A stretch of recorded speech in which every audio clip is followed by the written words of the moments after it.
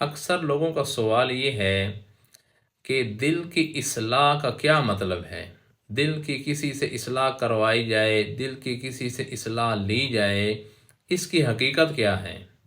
دیکھیں، حضور اکرم صلی اللہ علیہ وسلم نے ارشاد فرمایا، ان فی الجسد مضغۃ، کہ بلا شبہ جسم کے اندر ایک گوشت کا لوتھڑا ہے، اذا صلحت صلح الجسد کلہ، اگر وہ درست رہے تو پورا جسم صحیح کام کرتا ہے، نیکی اور اطاعت میں لگا رہتا ہے۔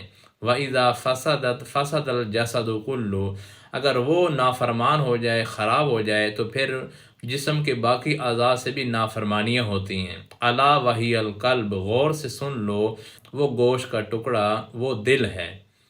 تو اس سے معلوم ہوا کہ دل مرکز ہے، دل سے اٹھنے والے بہت سارے ایسے اعمال ہیں، ایسی خواہشات ہیں، ایسے جذبات ہیں جنہیں منع کیا گیا ہے پورا کرنے کو، اور جنہیں پورا کرنا گناہ قرار دیا گیا ہے۔ اسی کو سیکھا جاتا ہے، اسی کو سمجھا جاتا ہے کہ میرے دل سے کون سے احوال ہیں، کون سے جذبات ہیں جو اٹھ رہے ہیں اور مجھے اللہ نے ان کو پورا کرنے سے روکا ہے۔ جب انسان کو معلوم ہو جاتا ہے پھر ان سے بچنا بھی آسان ہوتا ہے۔ پھر اسی طرح سیکھا جاتا ہے کہ ان سے بچنے کو، یعنی ان اعمال پر، ان خواہشات و جذبات پر میں عمل نہ کروں، میں اپنے آپ کو قابو میں رکھوں۔